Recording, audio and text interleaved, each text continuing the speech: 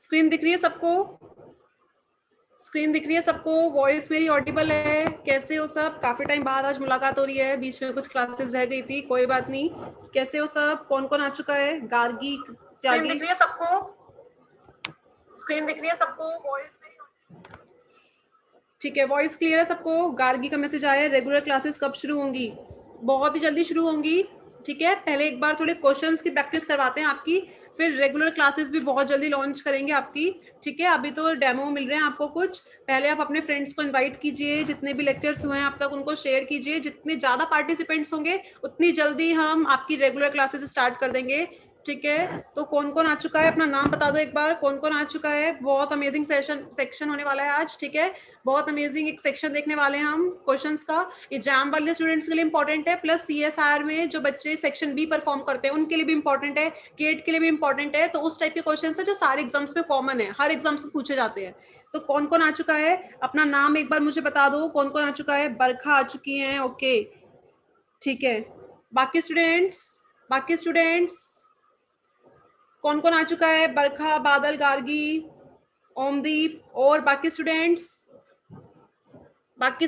ठीक है। ओमदीप बोल रहे हैं बहुत आसान है चैप्टर, तो आज सारे आंसर्स ओमदीप ही देंगे। ठीक है, बाकी स्टूडेंट्स, आरती आ चुकी है, वेरी गुड इवनिंग आरती। क्विकली लेक्चर शेयर कर दो अपने फ्रेंड्स के साथ ताकि सब लोग आ जाएं और फिर हम इस सेक्शन को स्टार्ट करने जा रहे हैं। 1 आवर का ही सेक्शन लेने जा रही हूँ आज मैं। 30 क्वेश्चंस लिए हैं सेल बायोलॉजी से, अलग अलग टॉपिक से, आज उनको हम करने जा रहे हैं। ठीक है, उनको हम डिस्कस करने जा रहे हैं। बाकी students, Manisha very good evening. बाकी स्टूडेंट्स 11 पार्टिसिपेंट्स हो चुके हैं, 11 पार्टिसिपेंट्स। बाकी पार्टिसिपेंट्स कहाँ हैं? Neha very okay, very good evening Neha. Hello एमान, हेलो अभिषेक, ओके काफी स्टूडेंट्स आ चुके हैं। तो क्या सब लोग रेडी हैं? फर्स्ट क्वेश्चन दिखाया जाए।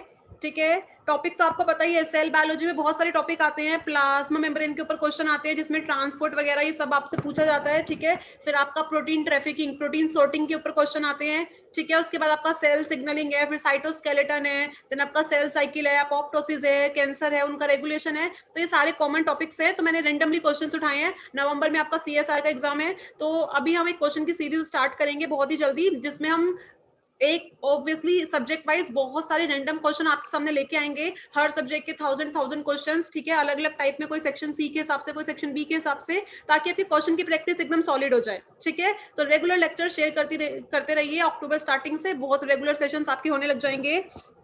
ठीक है, तो इसी के साथ करते हैं स्टार्ट। काफी स्टूडेंट्स जुड़ चुके हैं, तो ये देखने जा रहे हैं क्वेश्चन नंबर फर्स्ट देखने जा रहे हैं। पहले क्वेश्चन समझेंगे, लाइव चैट में ज्यादा डिस्कशन बीच में नहीं करेंगे फालतू की बातों का। पहले क्वेश्चन समझेंगे, उसका आंसर समझेंगे, नहीं समझ में आएगा फिर पोस्ट करेंगे अपने डाउट्स। ठीक है, अदरवाइज आधे बच्चे तो समझने की जगह लाइव चैट में ही लगे रहते हैं। तो ये देखने जा रहे हैं क्वेश्चन नंबर फर्स्ट। जिसने अभी तक शेयर नहीं किया है, वीडियो लाइक नहीं किया है, चैनल सब्सक्राइब नहीं किया है, वो कर दो फटाफट। और इसी के साथ ये रहा क्वेश्चन नंबर फर्स्ट। देखने जा रहे हैं क्या बोल रहा है, ध्यान से क्वेश्चन पढ़ेंगे। बहुत सारे लोगों को लगता है हमने हिंदी मीडियम से पास आउट किया है, हमसे पेपर सॉल्व नहीं होगा, हमें क्वेश्चन समझ में नहीं आता। तो हम क्वेश्चन को पढ़ के, उसको समझ के, उसको फिर सॉल्व करेंगे। ठीक है, हेलो प्रथम, तो इसी के साथ ज्वाइन करने जा रहे हैं, स्टार्ट करने जा रहे हैं। चलो देखने जा रहे हैं। क्वेश्चन फर्स्ट है, A researcher made an interesting observation about a protein made by the rough ER। एक रिसर्चर है जिसने एक प्रोटीन के ऊपर कुछ इंटरेस्टिंग सी बात बताई है, एक ऑब्जर्वेशन की है। ठीक है, और ये जो प्रोटीन है ये कहाँ बना है? ये बना है आपका रफ ER में। ठीक है, मतलब रफ एंडोप्लाज्मिक रेटिकुलम में बना है। ठीक है, तो चलने जा रहे हैं, आगे की लाइन देखने जा रहे हैं। उसके बाद वो क्या कह रहा है, and eventually use to build a cell plasma membrane. मतलब ये बना दिया मैंने एक cell, okay, question is not visible. आपकी आई थिंक क्वालिटी कम होगी, आप 360 पे डाल दो, फिर क्वेश्चन विजिबल हो जाएगा। मैं स्टार्टिंग में, क्योंकि मैं भी ये फोन चला रही हूँ, साथ साथ में यूट्यूब पे देख रही हूँ, तो मुझे विजिबल है क्वेश्चन। आप इसको 480 या 360 पे डाल दो, क्वेश्चन आराम से विजिबल हो जाएगा। पहले सब बच्चे मैसेज कर दो क्वेश्चन विजिबल है। बाकी स्टूडेंट्स क्वेश्चन विजिबल है सबको? ठीक है, हाँ क्वालिटी बढ़ा लो, क्वेश्चन विजिबल हो जाएगा। ठीक है, तो क्वेश्चन में क्या बोल रहा है? क्वेश्चन बोल रहा है ये है सेल, और ये है सेल के अंदर साइटोप्लाज्म, और ये है सेल की प्लाज्मा मेम्ब्रेन। ठीक है, तो क्वेश्चन ये बोलने जा रहा है कि सेल के अंदर देखने जा रहे हैं, ये रहा सेल का न्यूक्लियस, और आपको पता है न्यूक्लियस की बाहर वाली मेम्ब्रेन से ही रफ एंडोप्लाज्मिक रेटिकुलम अटैच रहता है, ठीक है। तो देखने जा रहे हैं बाकी, हाँ बाकी बच्चों को क्वेश्चन विजिबल है, ठीक है, वेरी गुड। तो बोलने जा रहा है एक प्रोटीन जिसको मैं ग्रीन कलर से दिखाने जा रही हूँ, एक प्रोटीन जो इस रफ एंडोप्लाज्मिक रेटिकुलम में बना था, ये इवेंचुअली प्लाज्मा मेम्ब्रेन को बनाने में हेल्प कर रहा है। तो ये है क्वेश्चन का अब तक का मतलब। लेकिन आगे आगे क्या देखा गया, आगे देखा गया the protein in the membrane was slightly different from the protein made in ER. आपने बोला ईआर ने प्रोटीन बनाया है और वो प्लाज्मा मेम्ब्रेन को बनाने में हेल्प कर रहा है, लेकिन उस रिसर्चर ने ये देखा कि जो प्रोटीन आरईआर ने बना के प्लाज्मा मेम्ब्रेन को दिया है, वो आरईआर ने जो बनाया था वो नहीं है। जब वो प्लाज्मा मेम्ब्रेन में पहुंचा तो इसमें स्लाइटली कुछ चेंजेस हमें ऑब्जर्व हुए हैं। ये है क्वेश्चन। तो वो कह रहा है कि प्रोबेबली ये जो चेंजेस है वो कहाँ हुए होंगे, ये गोल्जी ने किया होगा काम, माइटोकॉन्ड्रिया ने किया होगा, न्यूक्लियस ने किया होगा, या फिर स्मूथ एंडोप्लाज्मिक रेटिकुलम ने किया होगा। ये है क्वेश्चन, ठीक है, ये है आपका क्वेश्चन। तो देखो मैं बता दूं, ये क्वेश्चन है प्रोटीन टारगेटिंग से। होता क्या है, होता क्या है, एक प्रोसेस होता है सीटीटी, जिसको बोला जाता है को ट्रांसलेशनल टारगेटिंग। क्या बोला जाता है इसको, को ट्रांसलेशनल टारगेटिंग। को ट्रांसलेशनल टारगेटिंग में क्या होता है, एक प्रोटीन आरईआर में बनता है, आरईआर से गोल्जी में जाता है, गोल्जी के बाद वो या तो प्लाज्मा मेम्ब्रेन में जाता है या फिर लाइसोसोम में जाता है, ठीक है। तो अभी क्वेश्चन बोल रहा है आरईआर का प्रोटीन पीएम में गया है, तो वो चेंज कहाँ होगा, ऑब्वियस सी बात है उसको गोल्जी के पास भी तो होके जाना है, तभी वो पीएम में जा सकता है। तो ये चेंजेस किसने करे होंगे, शायद से ये गोल्जी अपैरेटस ने करे होंगे।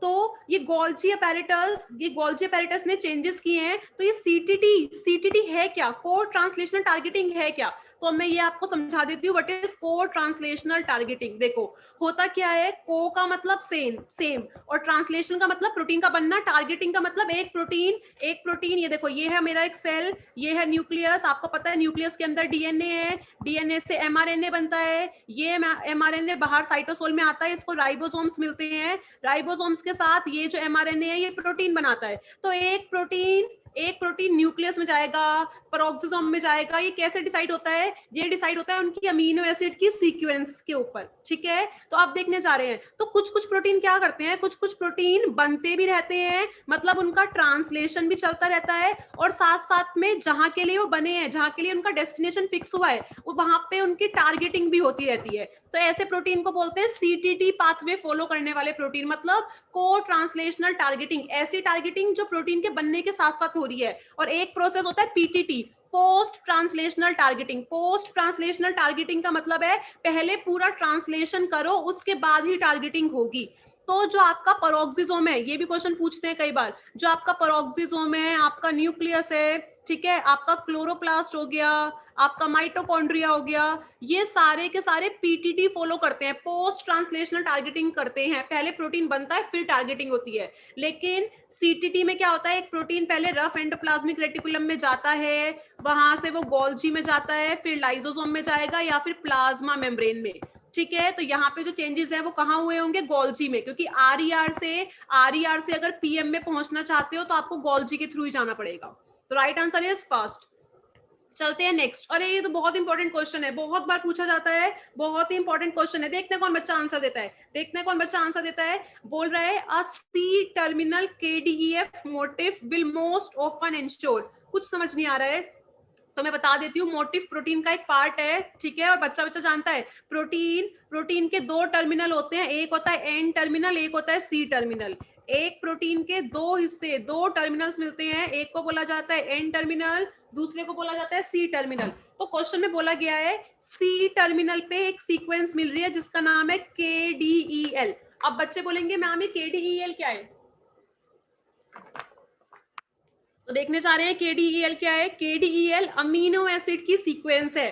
K4 कौन सा अमीनो एसिड होता है, K4 होता है लाइसिन, D4 होता है एस्पार्टेट, E4 होता है ग्लूटामेट, और अल्टीमेटली एंड में L का मतलब क्या होता है, L का मतलब होता है ल्यूसीन, ठीक है। तो अगर किसी भी प्रोटीन के अगर बेटा कोई भी प्रोटीन है, कोई भी प्रोटीन जिसके सी टर्मिनल पे ये 4 अमीनो एसिड एक साथ मिल रहे हैं, कौन कौन से? K फॉर क्या हो गया? Lysine, D for aspartate, E for glutamate और L फॉर ल्यूसिन। तो ये प्रोटीन अल्टीमेटली ER में ही जाएगा। ये ER रिटेंशन बताता है कि एक प्रोटीन को अगर एंडोप्लाज्मिक रेटिकुलम में रहना है तो अगर उसके पास क्या मिल रहा है? सी टर्मिनल पे KDEL, तो वो कहाँ रहेगा? वो रहेगा एंडोप्लाज्मिक रेटिकुलम में। तो राइट आंसर क्या हो गया यहाँ पे? डी। ऐसे ही और भी क्वेश्चन आ सकते हैं। आपके पास पूछा जा सकता है कि अगर सी टर्मिनल पे SKL सीक्वेंस मिल रही है, कौन सी सीक्वेंस? SKL। एस का मतलब कौन सा अमीनो एसिड? सेरीन। के का मतलब मैंने अभी बताया है लाइसिन अमीनो एसिड, और एल का मतलब कौन सा अमीनो एसिड? ल्यूसिन। तो ये प्रोटीन कहाँ जाता है हमेशा? ये प्रोटीन हमेशा जाता है पेरोक्सीसोम में। ठीक है। ऐसे ही अगर कोई प्रोटीन है उसके पास मैनोज पे 6th पोजीशन पे फॉस्फेट लगा हुआ है, मैनोज एक शुगर है, मतलब उसके शुगर वाले पार्ट पे मैनोज जो है उस पे 6th पोजीशन पे फॉस्फेट लगा हुआ है, तो वो प्रोटीन हमेशा लाइसोसोम में जाता है। तो इसी तरीके से हर प्रोटीन के पास कोई ना कोई सीक्वेंस होती है, कोई पहचान होती है, कोई आइडेंटिटी प्रूफ होता है, उसी के बेसिस पे वो अपनी अपनी डेस्टिनेशन पे पहुंचता है। तो KDEL वाला जो है वो कहाँ जाता है? हमेशा एंडोप्लाज्मिक रेटिकुलम में। चले आगे। तो राइट आंसर क्या हो गया यहाँ पे? डी। ठीक है। थोड़ा स्पीड अप हो जाए या फिर सही चल रहा है प्रोसेस? इसी स्पीड के साथ चलें आगे। अगला क्वेश्चन नंबर थर्ड देखने जा रहे हैं। अरे फ्रैप तो मैंने तुम्हें पढ़ाया था, मैं दोबारा नहीं पढ़ाऊंगी। मेरा फर्स्ट लेक्चर टेलीग्राम ग्रुप अगर अभी तक किसी ने ज्वाइन नहीं किया है तो वो ज्वाइन कर सकता है। डिस्क्रिप्शन बॉक्स में टेलीग्राम जो हमारा चैनल है उसका लिंक है, वहां पे ज्वाइन करो और सारे लेक्चर्स का लिंक मिल जाएगा।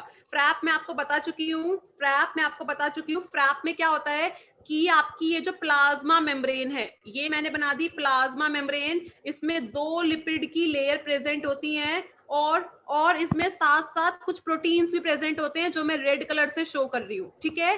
तो होता क्या है, मेम्ब्रेन जो है, प्लाज्मा मेम्ब्रेन जो है वो लिपिड और प्रोटीन से बनी है, इसीलिए इसको लिपोप्रोटीनेशियस भी बोला जाता है। तो मेम्ब्रेन के अंदर जो लिपिड और प्रोटीन है ये स्टैटिक नहीं रहते, ये एक जगह से दूसरी जगह मूव करते रहते हैं। और इस चीज को हम किस टेक्निक से पढ़ सकते हैं? इस चीज को हम पढ़ते हैं फ्रैप से। What is FRAP? FRAP is fluorescence recovery after photo bleaching technique. ये टेक्निक मैं ऑलरेडी पढ़ा चुकी हूँ। टेलीग्राम ग्रुप पे जाके आप मेरा सेल मेम्ब्रेन का या प्लाज्मा मेम्ब्रेन वाला लेक्चर देख सकते हैं। तो यहाँ पे राइट आंसर क्या हो जाएगा? ए। ठीक है। फ्रैप क्या है? फ्रैप एक टेक्निक है जिसकी वजह से आप डिफ्यूजन कोफिशिएंट देख सकते हो मेम्ब्रेन के लिपिड और प्रोटीन्स का। ठीक है। इसी के साथ चलते हैं नेक्स्ट क्वेश्चन पे। ओहो, बहुत ही अच्छा क्वेश्चन है। कौन बच्चा आंसर देगा? देख रही हूँ मैं, लाइव चैट देख रही हूँ। कौन बच्चा आंसर देगा?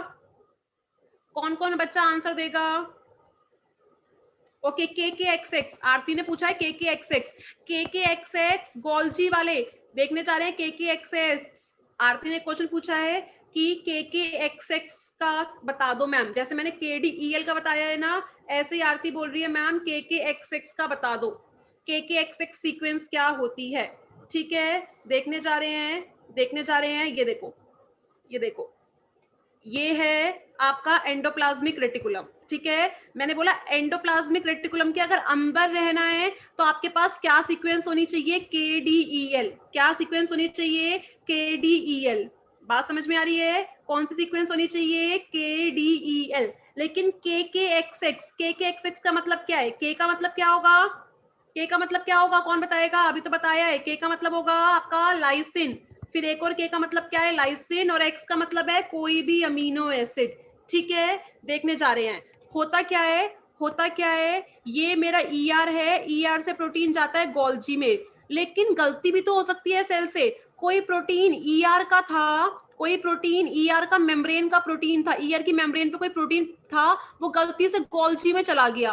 तो उसको पता कैसे चलेगा कि मैं ER का प्रोटीन हूं? मुझे तो गोल्जी से वापस ER में जाना है। उसके सी टर्मिनल पे KKXX सीक्वेंस मिलेगी। कौन सी सीक्वेंस मिलेगी? KKXX। आ गई बात समझ में? ठीक है आरती, तो ये हो गया आपके क्वेश्चन का आंसर। ठीक है। अब देखने जा रहे हैं इस वाले क्वेश्चन का आंसर दो। क्वेश्चन नंबर फोर्थ कौन बताएगा? क्वेश्चन नंबर 4 बहुत ही सिंपल क्वेश्चन है। पूछा हुआ है which one of the following molecule has the highest diffusion coefficient in plasma membrane, मतलब ये रही मेरी प्लाज्मा मेम्ब्रेन और यहाँ पे मैंने बहुत सारे प्रोटीन्स बना दिए, अलग अलग प्रोटीन्स बना दिए, जैसे आपको ऑप्शन में दिया हुआ है F0, F1 ATPase, ABC transporter, ग्लाइकोफोरिन, glucagon. तो इनमें से सबसे ज्यादा मेम्ब्रेन में डिफ्यूज करने की पावर किसके पास है? तो जिसने मेरा सेल मेम्ब्रेन का लेक्चर देखा है वो जानता है। ये देखो मैंने पढ़ाया था, कुछ कुछ प्रोटीन मेम्ब्रेन को एक बार पास करते हैं, कुछ कुछ प्रोटीन हो सकता है मेम्ब्रेन को 2 बार पास कर रहे हैं, कुछ कुछ प्रोटीन हो सकता है मेम्ब्रेन को 12 बार पास कर सकते हैं, यस और नो, कुछ कुछ मेम्ब्रेन को 7 टाइम पास कर रहे हैं। तो जो जितनी ज्यादा बार मेम्ब्रेन को पास करेगा उसका मेम्ब्रेन में डिफ्यूज करना उतना ही मुश्किल हो जाएगा, क्योंकि एक ऐसा प्रोटीन जो मेम्ब्रेन को एक ही बार पास कर रहा है, ये देखने जा रहे हैं बोर्ड पे, स्क्रीन पे देखेंगे, ऐसा प्रोटीन जैसे कि ग्लाइकोफोरिन मेम्ब्रेन को क्या करता है? एक ही बार पास करता है, तो इसका इंटरेक्शन बहुत कम है मेम्ब्रेन के साथ।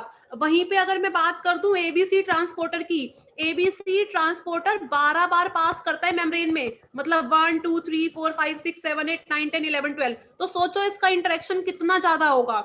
ऐसे ही ग्लाइकोफोरिन जो है मेम्ब्रेन में एक बार पास कर रहा है, एबीसी जो है मेम्ब्रेन को 12 बार पास कर रहे हैं, ग्लूकागोन जो है मेम्ब्रेन को 7 बार पास करते हैं, F0, F1 जो है ये भी बहुत बार मल्टीपल टाइम्स एक मेम्ब्रेन को पास करते हैं। तो सिर्फ ग्लाइकोफोरिन ऐसा है जो मेम्ब्रेन को एक ही बार पास करता है, इसीलिए ग्लाइकोफोरिन का जो डिफ्यूजन कोफिशिएंट है वो क्या होगा? सबसे ज्यादा होगा।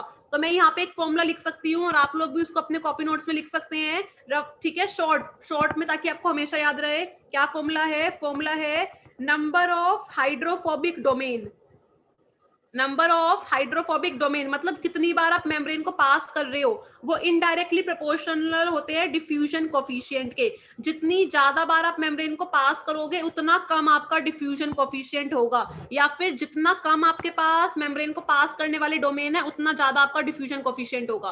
तो राइट आंसर यहाँ पे क्या हो जाएगा? ग्लाइकोफोरिन। रीजन क्या है? बेचारा एक ही बार मेम्ब्रेन को पास करता है, तो सबसे कम इंटरेक्शन है इसका मेम्ब्रेन के साथ, तो अपनी जगह आराम से इधर उधर पहुंच सकता है, अपनी जगह आराम से चेंज कर सकता है। ठीक है, नेक्स्ट क्वेश्चन, ये तो बच्चा जानता है। कौन बताएगा इसका आंसर? कौन बताएगा इसका आंसर? देखने जा रहे हैं, कौन बताएगा? बोल रहा है एक्टिव सोडियम पोटेशियम एटीपीएस, जिसको आप ये सोडियम पोटेशियम पंप भी बोलते हो, इसका काम क्या होता है? इस सोडियम पोटेशियम पंप का काम कौन मुझे बताएगा? बहुत ही सिंपल है, ये देखो, ये है मेरी प्लाज्मा मेम्ब्रेन, ठीक है, ये हो गई प्लाज्मा मेम्ब्रेन, ये मैं मान के चल रही हूँ नीचे साइटोसोल है और ऊपर एक्सोप्लाज्म है, सेल के बाहर वाला फ्लूइड है। तो प्लाज्मा मेम्ब्रेन पे एक पंप लोकेटेड होता है जिसका नाम होता है सोडियम पोटेशियम पंप। ठीक है, क्या नाम होता है इसका? Sodium potassium pump. आपके सेल के अंदर जो पोटेशियम है ना, इसकी कंसंट्रेशन ज्यादा होती है, ठीक है, और आपका जो सेल के बाहर वाला फ्लूइड है वहां पे सोडियम की कंसंट्रेशन ज्यादा होती है। तो ये पंप क्या करता है? ये एक्टिवली काम करता है, ये एटीपी खर्च करता है, ये कंसंट्रेशन के अगेंस्ट काम करता है।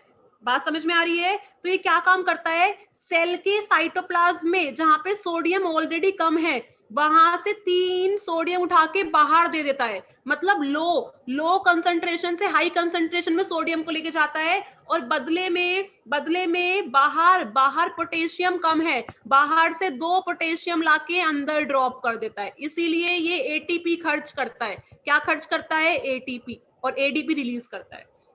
तो राइट आंसर क्या हो जाएगा यहाँ पे? राइट आंसर क्या हो जाएगा? It pumps out 3 sodium ions and pumps in 2 potassium ion. ये 3 सोडियम आयन को बाहर फेंकता है और बदले में 2 पोटेशियम आयन को अंदर लेता है। तो देखो, इसने बाहर तो 3 पॉजिटिव चार्ज दिए और अंदर क्या दिए इसने? +2 दिया। तो एक +1 का डिफरेंस आ रहा है ना, अंदर तो नेगेटिविटी क्रिएट हो जाएगी। अरे यस और नो? बाहर एक पॉजिटिव ज्यादा जा रहा है, बदले में अंदर 2 ही पॉजिटिव आ रहे हैं। बाहर +3 है और अंदर +2 आ रहा है। तो ऐसे पंप जो इलेक्ट्रिक बैलेंस इक्वल नहीं करते उनको इलेक्ट्रोजेनिक पंप कहा जाता है। क्या कहा जाता है? Electrogenic pump. ऐसे पंप जो इलेक्ट्रिकली बैलेंस करके नहीं चलते, चार्ज डिस्ट्रीब्यूशन को बैलेंस करते हुए नहीं चलते, उनको इलेक्ट्रोजेनिक पंप कहा जाता है। तो राइट आंसर क्या हो गया यहाँ पे? ए, कि जो एक्टिव सोडियम पोटेशियम एटीपीएस या पंप है वो 3 सोडियम बाहर फेंकता है, 2 पोटेशियम अंदर लेता है।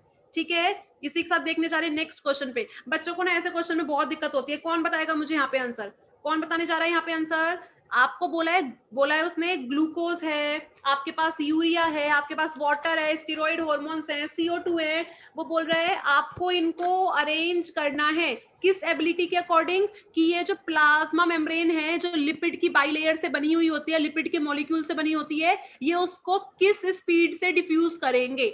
ठीक है, तो आपको उसके अकॉर्डिंग अरेंज करना है। और उसने क्या कहा है, शुरुआत उससे करनी है जो सबसे रीडली, सबसे स्पीड में मेम्ब्रेन को पेनिट्रेट करेगा। तो देखो मैं आपको ऑर्डर बता देती हूँ। जो गैसेस होती हैं ये मेम्ब्रेन में सबसे पहले डिफ्यूज करती है।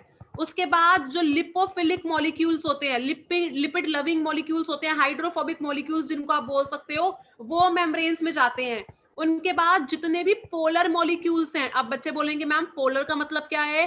पोलर मॉलिक्यूल्स का मतलब होता है पार्शियली चार्ज्ड मॉलिक्यूल। जैसे कि वाटर, बच्चा जानता है वाटर में हाइड्रोजन के पास पार्शियल पॉजिटिव होता है और ऑक्सीजन के पास पार्शियल नेगेटिव।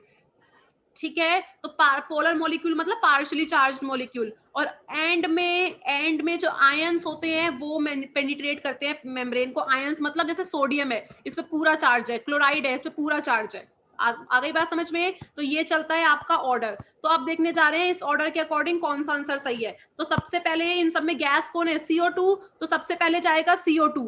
तो CO2 वाला दो ऑप्शन है, एक ऑप्शन ए एक ऑप्शन बी। स्टीरॉइड के बाद, सॉरी गैसेस, CO2 के बाद आई थिंक स्टीरॉइड को जाना चाहिए, क्योंकि स्टीरॉइड कैसा एक लिपोफिलिक मॉलिक्यूल है। तो CO2 के बाद स्टीरॉइड हार्मोन जाएंगे। ठीक है, तो राइट आंसर यहाँ पे ए हो गया। लेकिन बच्चों को इनके बीच में कैसे पता चलेगा कि मैम पहले H2O जाएगा, यूरिया जाएगा या ग्लूकोज जाएगा। तो उस चीज के लिए मैं बता देती हूँ, तीनों ही पोलर मॉलिक्यूल है। यूरिया भी पोलर है, ग्लूकोज भी पोलर मॉलिक्यूल है, H2O भी पोलर है।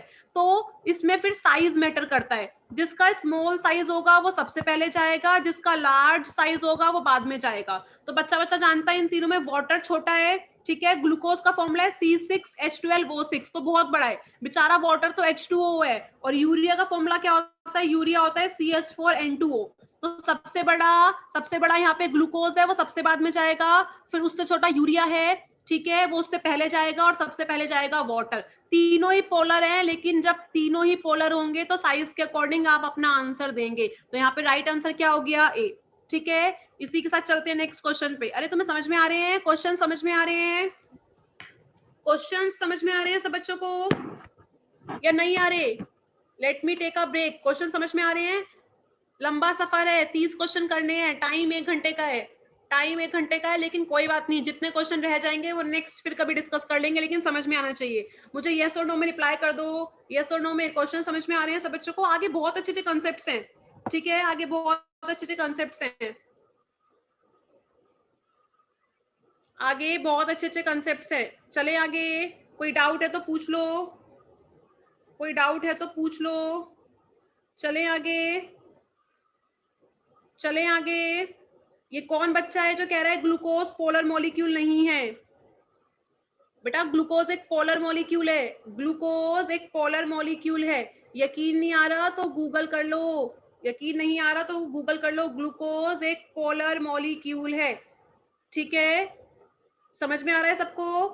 तो अगर आपको अभी तक ये गलत फहमी थी कि ग्लूकोज पोलर मॉलिक्यूल नहीं है, तो मैं बता दूं ग्लूकोज एक पोलर मॉलिक्यूल है। चाहो तो अभी के भी गूगल कर सकते हो। ठीक है, चलें आगे, चलें आगे।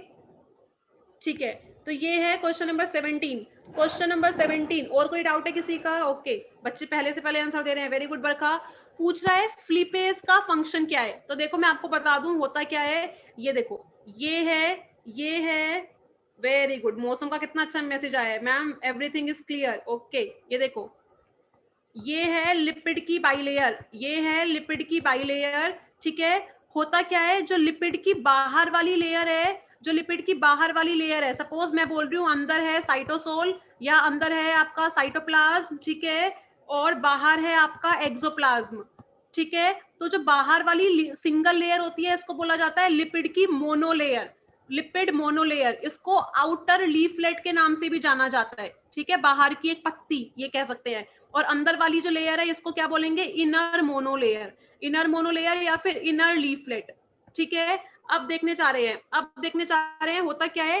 फ्लिपेज एक तरीके का प्रोटीन, एंजाइम मतलब प्रोटीन, एक तरीके का प्रोटीन है। फ्लिप बताया था मैंने अपनी क्लास में, फ्लिप का मतलब कैसे याद करोगे, इन, मैं बोल रही हूँ गेट इन मतलब अंदर आओ। तो फ्लिपेज क्या करता है, फ्लिपेज बाहर के कुछ लिपिड मॉलिक्यूल जो बाहर प्रेजेंट होते हैं इनको कुछ स्पेसिफिक कंडीशन में अंदर ट्रांसफर कर देता है। ऐसे ही एक और प्रोटीन होता है फ्लोपेज, फ्लोपेज मैं बोलूँ गेट आउट, आउट ओ याद करोगे ओ, ठीक है। तो फ्लोपेज क्या करता है, फ्लोपेज करता है अंदर के लिपिड को बाहर गेट आउट, ये काम होता है फ्लोपेज का। तो फ्लिपेज का फंक्शन क्या है, मैं बोल सकती हूँ it moves, option number A, it moves certain phospholipid from one leaflet of the membrane to another, ये एक लीफलेट से दूसरी लीफलेट में फॉस्फोलिपिड के कुछ मॉलिक्यूल का ट्रांसफर कर देता है। चले आगे, नेक्स्ट चले आगे, क्वेश्चन नंबर 7 क्लियर है सबको। फ्लिपेज का फंक्शन क्या है कि ये कुछ लिपिड्स के मॉलिक्यूल को एक लेयर से दूसरी लेयर में ट्रांसफर कर सकता है।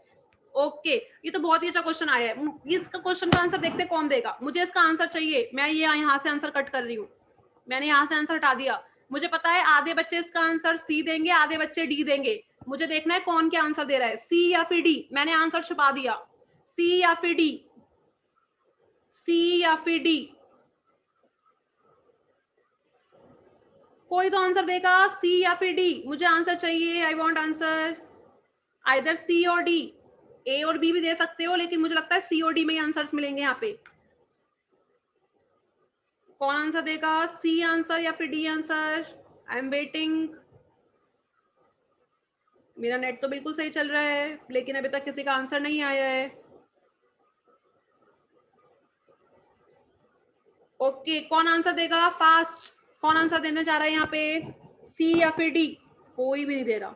इतना सिंपल क्वेश्चन है, इतना सिंपल क्वेश्चन है। वो बोल रहा है आपने डीएनए का अमाउंट मेजर किया है, ठीक है, आपने डीएनए का अमाउंट मेजर किया है, ठीक है, वो भी एक फंगस जो ग्रो कर रही है जिसके सेल्स डिवाइड करके अपना नंबर इंक्रीज करे जा रहे हैं, आपने उन सबका डीएनए का पर सेल आपने डीएनए का अमाउंट मेजर किया है। वो पूछ रहा है जो डीएनए का अमाउंट है ना वो किसी सेल में 3 मिल रहा है, किसी में 4, किसी में 5, तो 3 से लेके 6 पिकोग्राम तक की रेंज मिल रही है।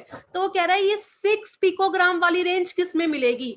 तो ये देखो जब एक सेल G1 स्टेज में होता है तो उसका डीएनए कैसा होता है, अनरेप्लिकेटेड, फिर वो एस फेज में जाता है जहां पे वो रेप्लिकेशन स्टार्ट करता है, ठीक है, फिर वो G2 फेज में जाता है जहां पे जब 100% रेप्लिकेशन कंप्लीट हो जाता है उसी के बाद वो एंट्री लेता है। तो अगर G1 फेज में आपके पास 3 पिकोग्राम है, ठीक है, तो एस फेज में क्या होगा, एस फेज में ये जो 3 पिकोग्राम वाला डीएनए है ये पहले थोड़ा बनेगा, फिर और बनेगा, फिर और बनेगा, फिर और बनेगा, तो ये एकदम से थोड़ी 6 पिकोग्राम बन जाएगा। लेकिन जब ये G2 में एंट्री करेगा तो मैं श्योर हूं कि रेप्लिकेशन 100% कंप्लीट हो चुका है, तो मुझे पूरी श्योरिटी की है कि ये जो 6 पिकोग्राम है ये कहाँ मिलेगा, G2 के हर सेल जो G2 स्टेज में है उसमें मिलेगा। सपोज मैंने बहुत सारे एस फेज के सेल ले लिए, इस वाले सेल ने एस फेज कंप्लीट कर लिया था तो मुझे यहाँ तो 6 पिकोग्राम मिल गया, लेकिन इसका जो रेप्लिकेशन है वो भी 50% ही हुआ था, तो यहाँ तो मुझे 4.5 ही मिलेगा।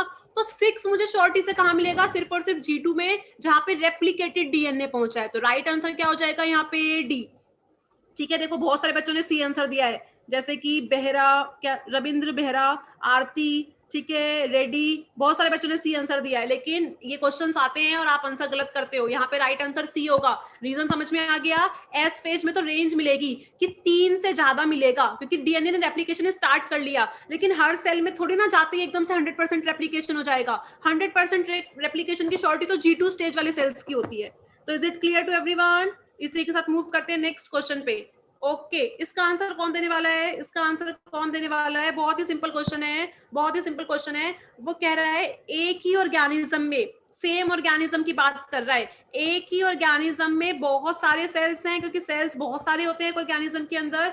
तो वो बोल रहा है एक ऑर्गेनिज्म में एक सेल तो G1 फेज में है, दूसरा सेल G2 फेज में है, तो कौन सी टेक्निक यूज करके आप पता लगा सकते हो कि कौन सा सेल तो G1 में है, कौन सा सेल G2 में है, ये है क्वेश्चन। तो इस टेक्निक का नाम होता है फ्लो साइटोमीटर। फ्लो साइटोमीटर में मैं क्या करती हूँ, फ्लो साइटोमीटर में मैं डीएनए को एक फ्लोरोसेंट डाई से बाइंड कर देती हूँ, ठीक है। तो होता क्या है, ये जो डीएनए है इसको ये फ्लोरोसेंट डाई मिल जाती है, ठीक है। जो डीएनए है इसको ये फ्लोरोसेंट डाई मिल जाती है, जिसकी वजह से ये डीएनए भी चमकने लगता है, फ्लोरोसेंट करने लगता है। तो इसकी जो क्वांटिटी है फिर मैं इस फ्लो साइटोमीटर से मेजर कर लेती हूँ। तो मैं बोल सकती हूँ जितना ज्यादा फ्लोरोसेंस होगा, मतलब जितना ज्यादा डाई जाके बाइंड करेगा, जितना ज्यादा फ्लोरोसेंस होगा, उतना ज्यादा क्या होगा, उतना ज्यादा डीएनए का अमाउंट होगा। तो G1 फेस में तो डीएनए कैसा होता है, अनरेप्लिकेटेड, अरे यस और नो। जबकि G2 फेस का जो डीएनए होता है वो कैसे होता है बच्चों, रेप्लिकेटेड। तो G1 में जब मैं फ्लो साइटोमेट्री लगाऊंगी तो G1 की जो फ्लोरोसेंस वैल्यू है वो कैसी आएगी, कम आएगी। लेकिन G2 की जो फ्लोरोसेंस वैल्यू है, क्योंकि इसका रेप्लिकेशन हो चुका है, डाई ज्यादा खर्च होगा, फ्लोरोसेंस ज्यादा होगा, तो G2 की फ्लोरोसेंस वैल्यू क्या आएगी, C में ज्यादा आएगी। तो वो कौन सी टेक्निक है, वो टेक्निक है फ्लो साइटोमीटर। समझ में आ गया है, दोबारा बताऊं, is it clear to everyone, is it clear to everyone, सबको समझ में आ गया? ये दोबारा बताऊं, फ्लो साइटोमीटर में मुझे क्वांटिटी नापनी है, तो मैंने बोला डाई दे दो जो डीएनए से बाइंड करता है। G1 के पास सिंगल कॉपी है और G2 के पास, क्योंकि रेप्लिकेटेड डीएनए आता है एस फेस से होके, तो उसके पास डबल कॉपी है। तो G1 में डाई कम बाइंड करेगा, फ्लोरोसेंस कम होगा। G2 में उसके डबल अमाउंट का डाई बाइंड करेगा, क्योंकि डीएनए की दो कॉपी प्रेजेंट है और फ्लोरोसेंस डबल नजर आएगा। तो वो कौन सी टेक्निक है, वो टेक्निक है flow cytometer. Is it clear to everyone? Should I move forward? Next question, question number 10, question number 10, very good, बहुत ही अच्छा क्वेश्चन है। सिग्नलिंग का क्वेश्चन आ गया, सिग्नलिंग का क्वेश्चन आ गया।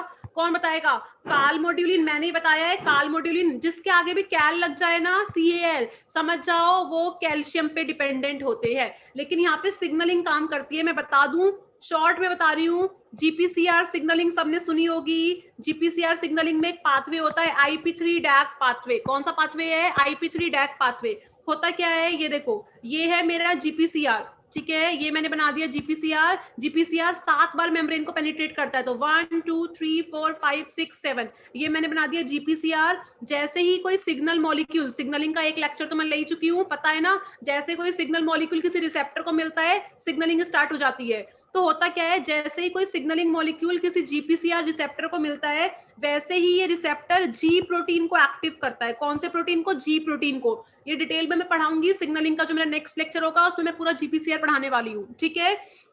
तो G प्रोटीन क्या करता है? G प्रोटीन, यहाँ पे मेम्ब्रेन में एक एंजाइम, एक प्रोटीन प्रेजेंट है जिसका नाम है फोस्फोलाइपेज, फोस्फोलाइपेज, फोस्फोलाइपेज बी, ठीक है, PLC, फोस्फोलाइपेज सी बीटा। ये PLC क्या करता है, मेम्ब्रेन में जो PIP2 फोस्फोलिपिड है इसको तोड़ देता है। किस किस में तोड़ता है? इसको डैग में तोड़ता है और IP3 में तोड़ता है। ये IP3 क्या करता है, ये जो IP3 है ये एंडोप्लाज्मिक रेटिकुलम के पास जाता है, और एंडोप्लाज्मिक रेटिकुलम के पास जो कैल्शियम है उसको बाहर साइटोसोल में लेके आता है। और बाहर साइटोसोल में बेचारा काल मॉड्यूलिन कब से अकेला तनहा बैठा होता है, जैसे ही इसकी जिंदगी में कैल्शियम आता है वैसे ही ये एक्टिव हो जाता है, और एक्टिव होते ही ये बहुत सारे प्रोटीन काइनेजेस को एक्टिव कर देता है, जो अपनी रिएक्शन करते हैं और कुछ कुछ काम करते हैं। तो अल्टीमेटली काल मॉड्यूलिन को किसने एक्टिव किया? कैल्शियम ने। कैल्शियम को किसने निकलवाया ER के बाहर? IP3 ने। IP3 कहां से आया? PIP2 से। PIP2 को कौन तोड़ता है? PLC beta. और PLC बीटा एंजाइम को कौन एक्टिव करता है? G protein. G प्रोटीन को कौन एक्टिव करता है? GPCR और उसका ligand. Is it clear to everyone? तो राइट आंसर यहाँ पे क्या हो गया? कैल्शियम। ये तो हो गई सिग्नलिंग। जिसको सिग्नलिंग नहीं आती उसको ट्रिक बता देती हूँ, जिन भी मॉलिक्यूल्स के आगे कैल लगा है वो कैल्शियम पे डिपेंडेंट होते हैं, ठीक है। कैल वर्ड लिया ही कैल्शियम से गया है। ओहो, ये तो बहुत इंपॉर्टेंट एक्सपेरिमेंट है। नेक्स्ट एक्सपेरिमेंट बहुत ही ज्यादा इंपॉर्टेंट एक्सपेरिमेंट है, देखने जा रहे हैं। कभी नाम सुना है? Cell fusion experiment. Cell fusion experiment, CSR में तो बहुत क्वेश्चन आते हैं, कभी कभी जैम में भी दिख जाते हैं ऐसे क्वेश्चन। सेल फ्यूजन एक्सपेरिमेंट, ठीक है, ओके ओके, देखने जा रहे हैं ये क्या क्वेश्चन है। क्वेश्चन समझते हैं। क्वेश्चन कह रहा है cell in S phase of cell cycle were fused to cell in the following stage. एक S फेज का सेल है, एक S फेज का सेल है, ये बना दिया मैंने इस S फेज के सेल का न्यूक्लियस। इसको मैंने बहुत सारे सेल से फ्यूज किया। ए ऑप्शन है कि मैंने इसको G1 से फ्यूज कर दिया। तो ये देखो, ये रहा S फेज और ये रहा G1 फेज का सेल और ये मैंने उसका न्यूक्लियस बना दिया। तो देखो बच्चों होता क्या है, जब S फेज के सेल को G1 फेज के सेल के साथ फ्यूज किया जाता है तो जो G1 फेज का न्यूक्लियस है ये भी S फेज में कन्वर्ट होके रेप्लिकेशन स्टार्ट कर देता है, क्योंकि एस फेज के साइटोप्लाज्म में कुछ ऐसे प्रोटीन्स हैं जो कि रेप्लिकेशन स्टार्ट करवाते हैं। तो जब ये जीवन का न्यूक्लियस एस फेज के साइटोप्लाज्म में जाता है, फ्यूजन का मतलब दोनों के साइटोप्लाज्म मिल गए, तो जब जीवन फेज के न्यूक्लियस को एस फेज का साइटोप्लाज्म का एक्सपोजर होता है तो वो भी रेप्लिकेशन स्टार्ट कर देता है। तो अब देखो क्या रेप्लिकेशन, जीवन वाला रेप्लिकेशन कर रहा है और एस फेज वाला तो रेप्लिकेशन कर रहा है, तो क्या दोनों न्यूक्लियस के अंदर रेप्लिकेशन चल रहा है? तो क्या मुझे बहुत सारा नया फ्रेशली लेबल डीएनए मिलेगा? मैं डीएनए के जो न्यूक्लियोटाइड्स हैं उनको लेबल कर रही हूँ, तो जो डीएनए बनेगा उसके जो न्यूक्लियोटाइड्स लगेंगे वो लेबल्ड होंगे,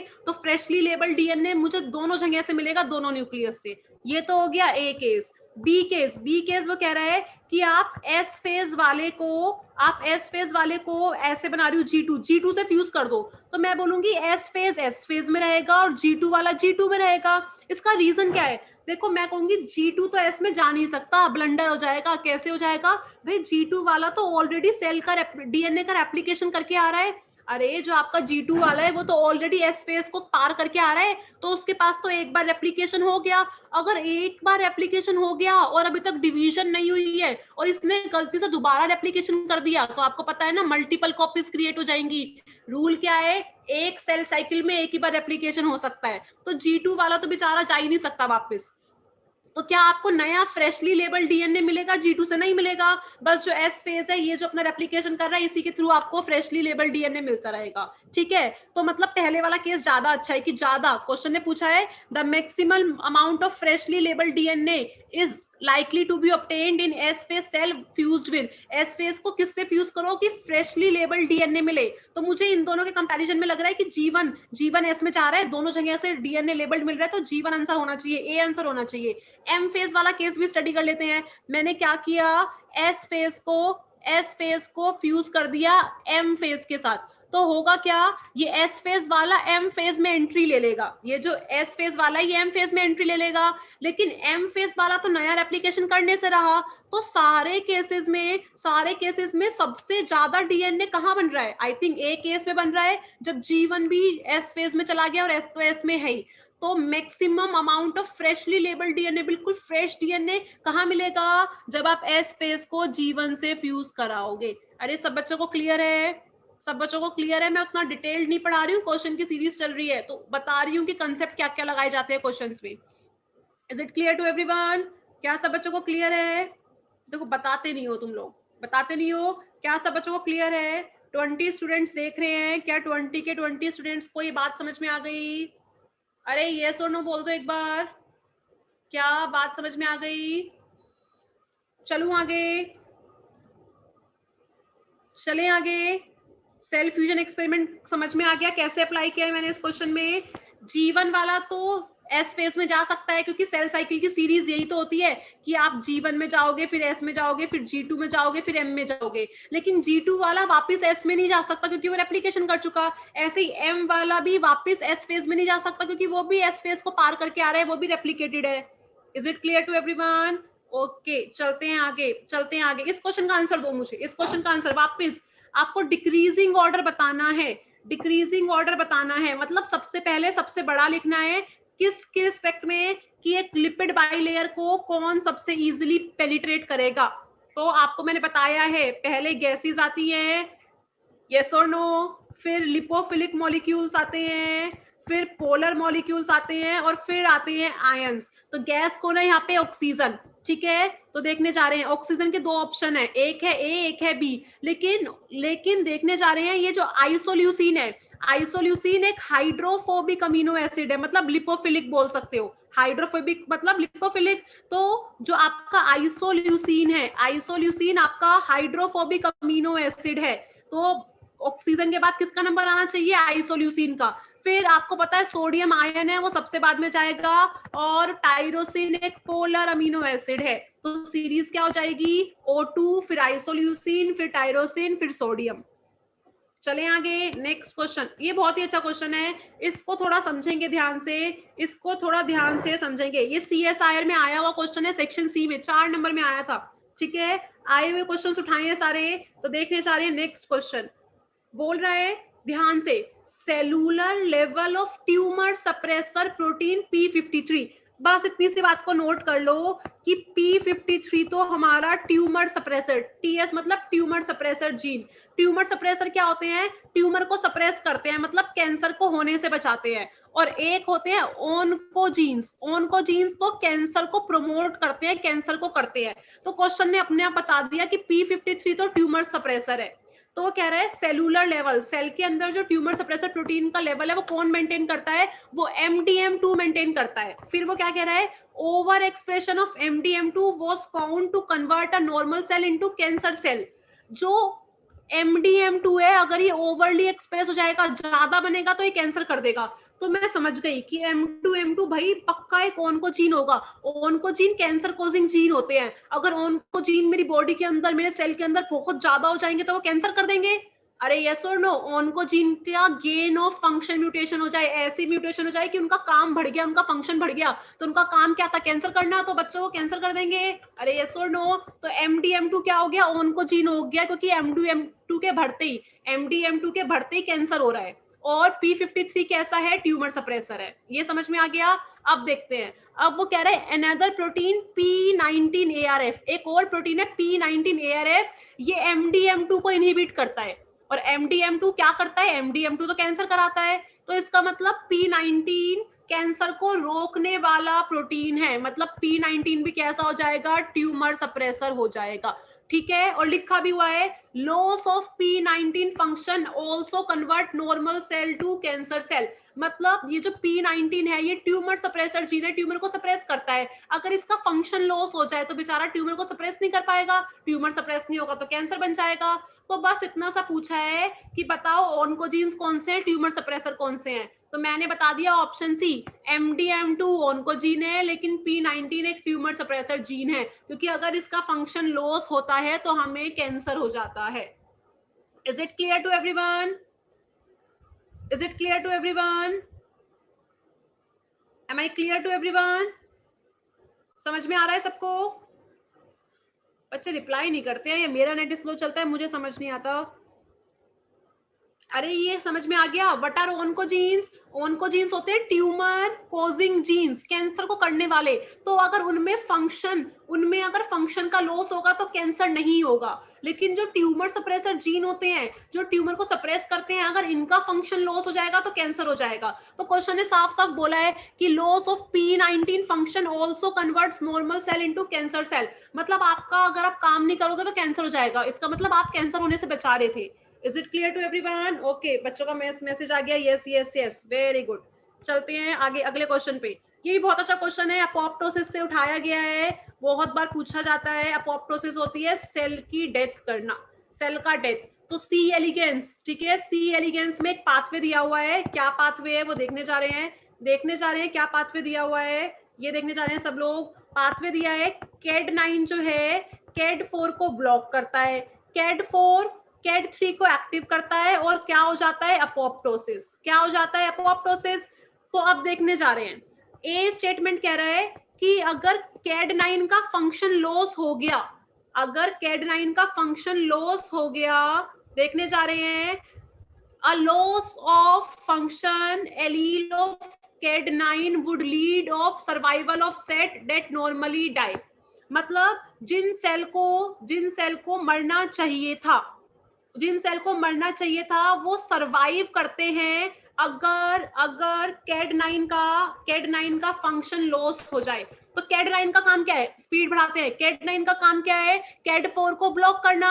CAD4 अगर ब्लॉक होगा तो क्या वो CAD3 को एक्टिव कर पाएगा? नहीं, तो अपोप्टोसिस नहीं होगा। लेकिन अगर CAD9 का फंक्शन लॉस हो गया तो CAD4 को कोई ब्लॉक नहीं कर पाएगा, तो CAD4 CAD3 को एक्टिव कर देगा और अपोप्टोसिस हो जाएगा। तो ये स्टेटमेंट तो गलत हो गई, ठीक है। अगली स्टेटमेंट देखने जा रहे हैं, बोल रहा है CAD9 का अगर फंक्शन लॉस हो गया तो सेल की डेथ बहुत ज्यादा एक्सेसिव रेट से होगी। बिल्कुल CAD9 CAD4 को ब्लॉक करके रख रहा था। CAD4 जब ब्लॉक था तो वो CAD3 को एक्टिव नहीं कर पा रहा था। CAD3 एक्टिव नहीं होगा तो भाई हमारा अपोप्टोसिस नहीं होगा।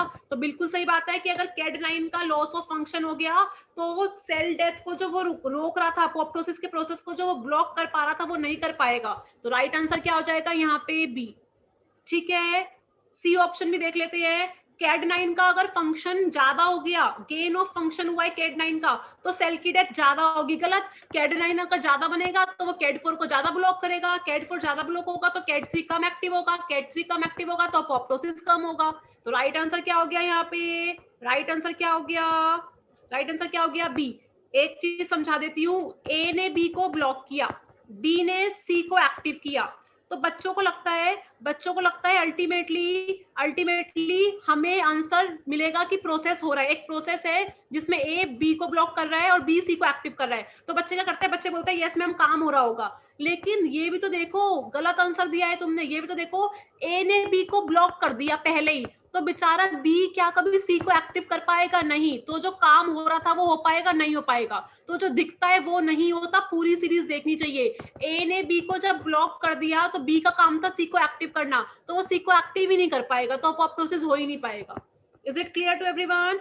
ये बच्चे बहुत गड़बड़ करते हैं। बच्चों को लगता है कि नहीं, अब लास्ट स्टेप देखो, सी एक्टिव हो रहा है तो मतलब काम हो रहा है, लेकिन सी को बी एक्टिव करा था और बी को ए बेचारा ब्लॉक करके बैठा है, तो बेचारा सी एक्टिव ही नहीं हो पाएगा।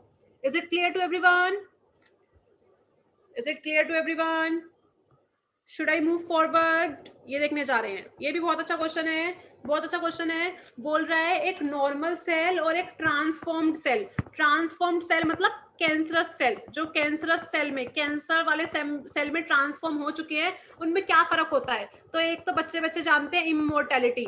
जो नॉर्मल सेल्स होते हैं वो इमोर्टल नहीं होते। ठीक है, मतलब हमेशा जिंदा नहीं रहते। लेकिन जो ट्रांसफॉर्म, जो कैंसर वाले सेल हैं, वो क्या करते हैं? जिंदा इन टर्म्स मतलब वो सेल डिवीजन करते रहते हैं, 1 से 2, 2 से 4, 4 से 8, तो वो इमोर्टैलिटी शो करते हैं।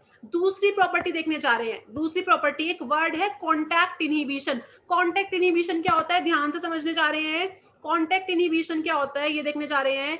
ये मैंने ली एक पेट्री प्लेट, मैंने इसमें न्यूट्रिशन मीडियम डाल दिया, न्यूट्रिशन दे दिया, और मैंने बोला सेल को डिवाइड करो। तो होता क्या है, कोई सेल यहाँ डिवाइड कर रहा है, कोई यहाँ, तो ऐसे ऐसे ना पूरी प्लेट भरती है। तो नॉर्मल सेल क्या करते हैं, जब वो प्लेट को भर देते हैं, मतलब जब एक सेल चारों तरफ से दूसरे सेल के कांटेक्ट में आ जाता है। पहले प्लेट खाली थी, जिसका जहां मन कर रहा है वहां ग्रो कर रहा है, लेकिन बाद में जब ये प्लेट भर गई है, जब एक सेल चारों तरफ दूसरे सेल के कांटेक्ट में आ गया है, तो जो नॉर्मल सेल होते हैं ना, वो डिवाइड करना बंद कर देते हैं। मतलब कांटेक्ट में आने के बाद उनकी जो ग्रोथ है वो इनहिबिट हो जाती है। इस चीज को बोलते हैं कांटेक्ट इनहिबिशन। तो जो नॉर्मल सेल है वो कांटेक्ट इनहिबिशन करते हैं। लेकिन जो कैंसरस सेल है वो क्या करते हैं? बड़े बड़े बेकार काम करते हैं। पता ही आपको क्या करते हैं? भाई जहां हमारा मन करेगा वहां ग्रो करेंगे। हमने कहा कर लो, ये तो नॉर्मल सेल भी करते हैं। लेकिन उन्होंने बोला ग्रो करने के बाद एक लेयर तो बना ली, कांटेक्ट में आ गए, तो एक लेयर के ऊपर दूसरी सेल की लेयर बना देंगे, दूसरी के ऊपर तीसरी सेल की लेयर बना देंगे, लेकिन कांटेक्ट में आने के बाद अपनी ग्रोथ इनहिबिट नहीं करेंगे। तो contact inhibition normal cell show करते हैं, ट्रांसफॉर्म्ड सेल शो नहीं करते। तो राइट आंसर क्या हो जाएगा यहाँ पे? ए। ठीक है, राइट आंसर क्या हो जाएगा? ए। चलते हैं आगे। ये तो मैंने अभी बताया है, ठीक है, ये तो मैंने तुम्हें अभी करवाया है। बोल रहा है इन अ सिग्नलिंग इवेंट, सेल सिग्नलिंग का क्वेश्चन है। एक एक्स्ट्रा सेलुलर लाइगेंड मॉलिक्यूल जी प्रोटीन को एक्टिव करता है जीपीसीआर के थ्रू, बताया था ना मैंने, जिसकी वजह से फोस्फोलाइपेज सी बीटा एक्टिव होता है। तो ये जो फोस्फोलाइपेज सी बीटा है, इसका काम क्या है? तो मैंने आपको बताया था PIP2। PIP2 को ये किस में ब्रेक कर देता है? ये ब्रेक कर देता है डैग में और IP3 में। ठीक है, तो राइट आंसर क्या हो गया यहाँ पे? सी। ठीक है, राइट आंसर क्या हो गया यहाँ पे? सी। ये 4-5 क्या लिखा है? 4-5 ये लिखा है कि आइनोसिटोल के पास जो ये P2 जो दो फॉस्फेट है वो 4th और 5th पोजीशन पे प्रेजेंट है, इसीलिए इसको PI4-5P2 ऐसे लिखते हैं।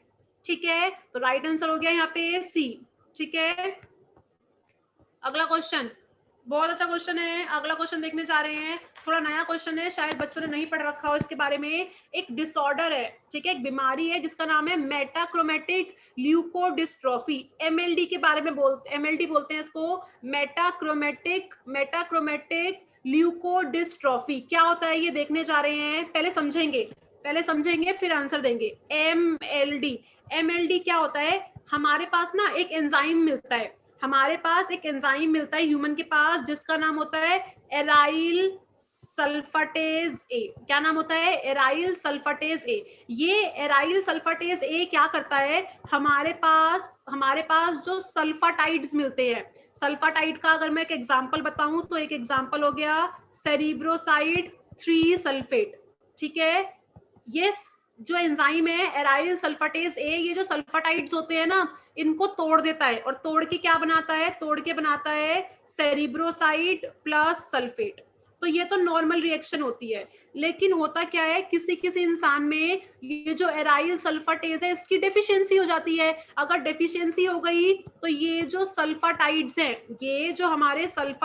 हैं, ये क्या करेंगे, ये एक्यूमुलेट हो जाएंगे। अब क्वेश्चन आता है एक्यूमुलेट कहाँ पे होते हैं, तो ये लाइसोसोम जो आपका सेल ऑर्गेनेल है, लाइसोसोम के अंदर एक्यूमुलेट होते हैं। लाइसोसोम के अंदर ये डिग्रेड नहीं हो पाते, क्योंकि जो एंजाइम चाहिए एराइल सल्फाटेज ए वो प्रेजेंट नहीं होता लाइसोसोम के अंदर। ठीक है, तो वहां पे ये सल्फाटाइड टूटने की जगह एक्यूमुलेट हो जाते हैं। जब ये एक्यूमुलेट होते हैं तो ये क्या करते हैं, आपको पता है आपके सीएनएस सेंट्रल नर्वस सिस्टम के पास माइलिन शीथ प्रेजेंट है। ठीक है, माइलिन शीथ प्रेजेंट है, तो ये क्या करते हैं, ये जो माइलिन शीथ प्रेजेंट है, जो फैटी एसिड से बनी है, जो फैटी लेयर है, ये उसको डिग्रेड कर देते हैं, उसका डिस्ट्रक्शन कर देते हैं, जिसकी वजह से आपका सेंट्रल नर्वस सिस्टम पूरा खराब हो जाता है, और इस बीमारी के होने के 5-10 साल के अंदर आपकी डेथ हो जाती है, क्योंकि आपका दिमाग खराब हो जाता है। दोबारा बता देती हूँ, एमएलडी क्या है, एमएलडी में होता क्या है, एमएलडी में लाइसोसोम के अंदर कुछ टॉक्सिक कंपाउंड क्या हो जाते हैं, इकट्ठे हो जाते हैं। ऐसी बीमारी जहाँ पे कोई एंजाइम की कमी हो जाती है, जिसकी वजह से लाइसोसोम के अंदर टॉक्सिक अमाउंट इकट्ठा हो जाता है, तो उस बीमारी को बोला जाता है लाइसोसोमल स्टोरेज डिजीज, कि लाइसोसोम ने कुछ टॉक्सिक चीज स्टोर करके रखी है, जिसकी वजह से डिसऑर्डर हो गया। तो इस बीमारी में क्या होता है, जो सल्फाटाइड्स होते हैं, सल्फाटाइड्स, ठीक है, आपके जो सल्फाटाइड्स हैं ये स्टोर हो जाते हैं लाइसोसोम के अंदर, और ये सल्फाटाइड्स आपकी माइलिन शीथ को खराब कर देते हैं, डिस्ट्रक्ट कर देते हैं, जिसकी वजह से 5-10 साल में, 5 to 10 years में आपकी डेथ हो जाती है। तो is it clear to everyone?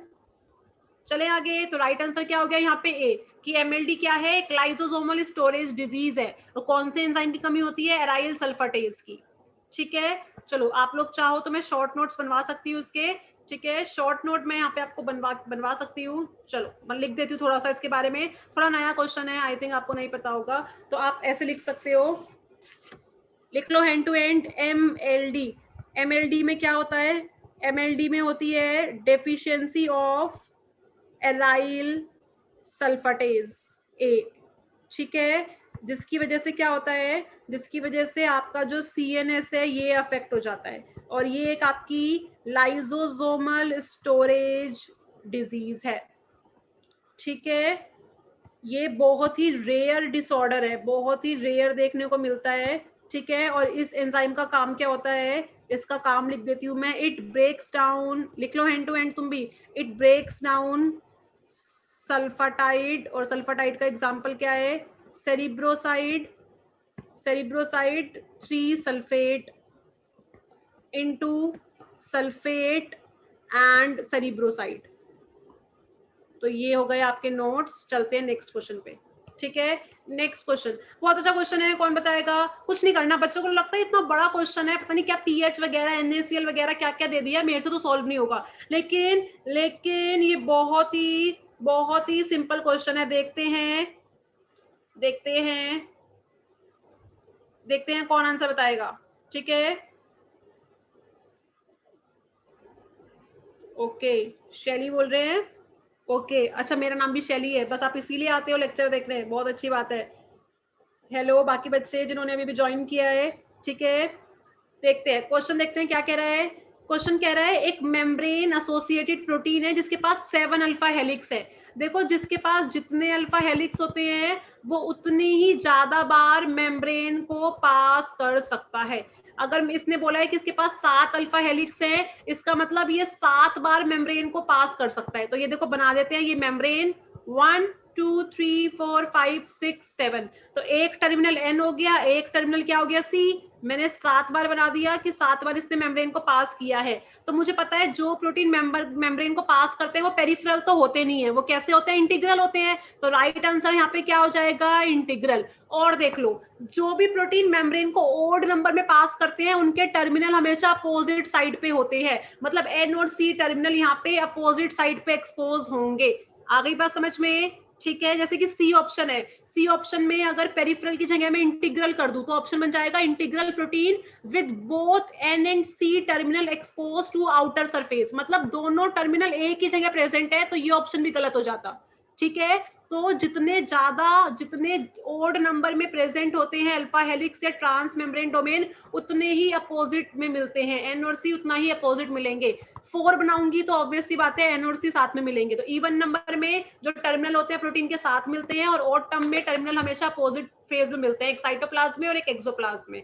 और ऐसे प्रोटीन जो मेम्ब्रेन को पास करते हैं, पेनिट्रेट करते हैं, उनको पेरिफेरल नहीं इंटीग्रल कहा जाता है। तो राइट आंसर हो गया यहाँ पे बी।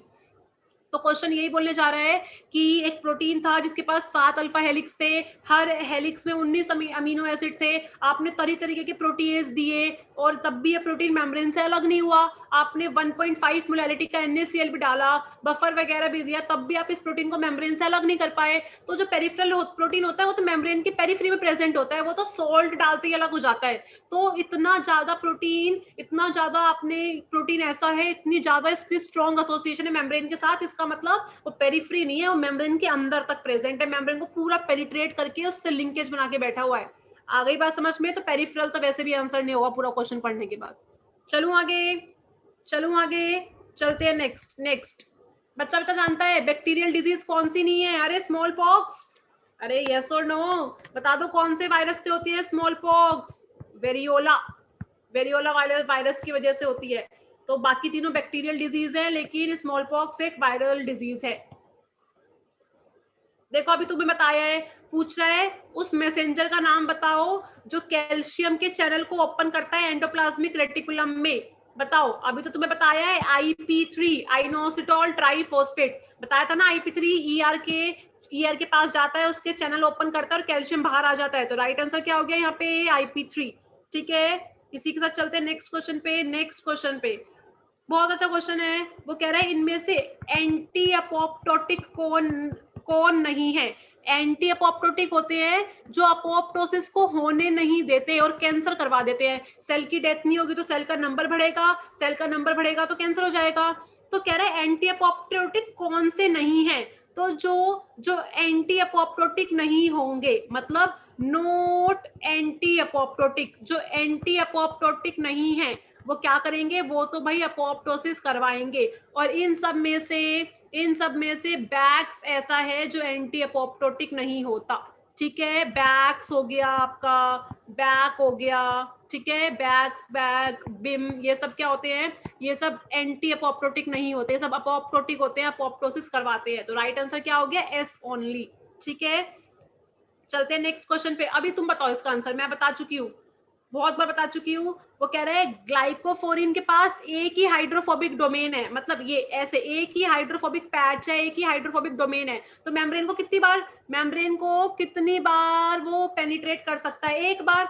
बताया था ना, एक हाइड्रोफोबिक पैच या एक हाइड्रोफोबिक डोमेन एक ही बार मेम्ब्रेन को पेनिट्रेट कर सकता है, और इसमें 16 से लेके 25 तक हाइड्रोफोबिक अमीनो मिलते हैं। लगातार 16 से 25 हाइड्रोफोबिक अमीनो एसिड मिलते हैं, तब जाके एक हाइड्रोफोबिक डोमेन या एक हाइड्रोफोबिक पैच बनता है, जिसको इंटीग्रल डोमेन भी बोलते हैं। तो जितने आपके पास ऐसे डोमेन होंगे उतनी बार आप मेम्ब्रेन को पेनिट्रेट कर दोगे। तो ग्लाइकोफोरिन के पास एक है तो वो मेम्ब्रेन को एक ही बार पेनिट्रेट करेगा। चले आगे नेक्स्ट। ये क्वेश्चन कैलकुलेशन वाला क्वेश्चन है। चलो, समझ में आ रहा है? मजा आ रहा है? बता दो एक बार, तुम्हें समझ में आ रही है सीरीज क्वेश्चन की? 23 क्वेश्चंस होने जा रहे हैं। ठीक है, समझ में आ रहा है सब बच्चों को? 13-15 स्टूडेंट्स मेंटेन है, समझ में आ रहा है तुम्हें? क्वेश्चन करा दूं? बहुत, ये CSR में आया हुआ क्वेश्चन है। ठीक है, बच्चों को लगता है पता नहीं कैसा होगा। ये देखो, बहुत ही सिंपल है, आखिरी क्वेश्चन हो सकता है। देखो, वो कह रहा है लिपिड राफ्ट। लिपिड राफ्ट मैं आपको बता दूं, लिपिड राफ्ट दो चीजों से बनते हैं, एक है कोलेस्ट्रॉल और दूसरा है स्फिंगोलिपिड। ठीक है, तो कह रहा है जो राफ्ट है ना, ये दो चीजों से बनते हैं, कोलेस्ट्रॉल और स्फिंगोलिपिड। तो रेशियो दे रखा है, कोलेस्ट्रॉल रेशियो स्फिंगोलिपिड है 2:1। इसका मतलब अगर देखने जा रहे हैं कोलेस्ट्रॉल और स्फिंगोलिपिड का रेशियो क्या दे रखा है, 2:1। क्या दे रखा है, 2:1। मतलब cholesterol divide by sphingolipid is equal to 2/1। Cross multiply कर दो, मतलब एक कोलेस्ट्रॉल दो स्फिंगोलिपिड के मॉलिक्यूल के बराबर है। इतनी बात आ गई समझ में। आपको राफ्ट का साइज दे रखा है 35 नैनोमीटर स्क्वायर। तो जो राफ्ट का साइज है मैं इसको मीटर में कन्वर्ट कर देती हूँ, तो स्क्वायर है, तो ये हो जाएगा 35 इंटू 10⁻⁻18 मीटर स्क्वायर। 1 नैनोमीटर में -9 होता है, तो 2 में -18 हो जाएंगे। ठीक है, आपको कोलेस्ट्रॉल का सरफेस, एक कोलेस्ट्रॉल का सरफेस एरिया दे रखा है आपको 40 एंगस्ट्रॉम का स्क्वायर। मतलब एक कोलेस्ट्रॉल का जो सरफेस एरिया है वो है 40 इंटू 10⁻⁻20 मीटर स्क्वायर। ऐसे ही एक स्फिंगोलिपिड का जो सरफेस एरिया है वो हो गया 60 इंटू 10⁻⁻20 मीटर स्क्वायर। अरे यस और नो। अब आपसे पूछा है मॉलिक्यूल का नंबर बताओ, ये तो मैंने तुम्हें सरफेस एरिया दिया है, ये बताओ मॉलिक्यूल कितने प्रेजेंट है, कितने कोलेस्ट्रॉल प्रेजेंट है और कितने स्फिंगोलिपिड प्रेजेंट है। तो अब देखने जा रहे हैं, आगे की कहानी, आगे की महाभारत देखने जा रहे हैं। बने रहिए, साथ बनाए रखिए। ये देखने जा रहे हैं, ये मैं बता चुकी हूँ, एक कोलेस्ट्रॉल का मतलब दो स्फिंगोलिपिड, ये मेरे को रेशियो से सब समझ में आ गया। तो मुझे पता है cholesterol plus sphingolipid is equal to raft. तो मैंने मान लिया कोलेस्ट्रॉल के जितने भी मॉलिक्यूल है सी, उनको अगर मैं उनके सरफेस एरिया से मल्टीप्लाई कर दूं, यस और नो, प्लस जितने भी स्फिंगोलिपिड के मॉलिक्यूल है इनको अगर मैं इनके सरफेस एरिया से मल्टीप्लाई कर दूं, तो ये किसके बराबर आएगा, ये आएगा राफ्ट के सरफेस एरिया के बराबर, क्योंकि ये दोनों मिलके तो राफ्ट बना रहे हैं। तो काट दो, ये देखो -20 -20 -80, तो यहाँ क्या बच जाएगा, C इंटू 40 इंटू में 10⁻⁻2 प्लस S इंटू में 60 इंटू में 10⁻⁻2 इज इक्वल टू 35। अरे यस और नो। कोलेस्ट्रॉल की जगह 2s रख दो, तो क्या हो जाएगा, 2s को 40 से मल्टीप्लाई करो, क्या हो जाएगा 80s, 10⁻2 को नीचे ले जाओ 100। ठीक है, यहाँ पे कितना हो गया 60s, 10 की पावर को नीचे ले जाओ 100 इज इक्वल टू 35। 100 को यहाँ मल्टीप्लाई कर दो, क्या हो जाएगा 80s plus 60s is equal to 3500। तो 140s इज इक्वल टू 3500, और यहाँ से s की वैल्यू आ जाएगी 25। अगर s की वैल्यू 25 है तो c की क्या आ जाएगी 50। अरे आ गई बात समझ में। तो राइट आंसर यहाँ पे क्या हो जाएगा, राइट आंसर हो जाएगा यहाँ पे ये कि जो कोलेस्ट्रॉल है वो 50 है और जो स्फिंगोलिपिड है वो कितने हैं 25। ठीक है, तो ये न्यूमेरिकल समझ में आ गया सबको। तो इसी के साथ मूव करते हैं नेक्स्ट क्वेश्चन पे, और टाइम सब हो चुका है। तो आगे की सीरीज फिर आगे डिस्कस करेंगे 24 क्वेश्चन से लेके नेक्स्ट क्वेश्चन जो भी है, ठीक है, वो बाद में डिस्कस करेंगे। ठीक है, और ये पूरी पीडीएफ आपको टेलीग्राम ग्रुप पे मिल जाएगी, ये पूरी की पूरी पीडीएफ आपको टेलीग्राम ग्रुप पे मिल जाएगी, आप वहां से डाउनलोड कर सकते हो। क्वेश्चन की टेंशन लेने की जरूरत नहीं है। शेयर करते रहिए, कनेक्टिविटी बनाए रखिए, मैक्सिमम शेयर कीजिए, फिर हम रेगुलर सेशन भी स्टार्ट कर देंगे। ठीक है, तो इसी के साथ करते हैं क्लास ओवर। कोई डाउट भी नहीं आ रहा है बच्चों का। ठीक है, तो इसी के साथ करते हैं क्लास ओवर।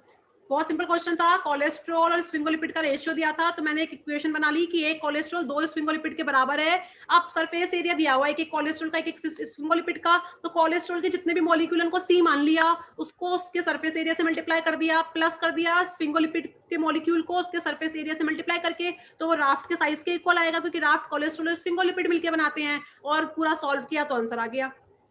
ठीक है, ये 80s कैसे आया, अच्छा बच्चे का डाउट आ रहा है 80s कैसे आया। देखो मैंने कोलेस्ट्रॉल की जगह 2s रख दिया, और 2s को जब 40 से मल्टीप्लाई करूंगी तो 80s आ जाएगा।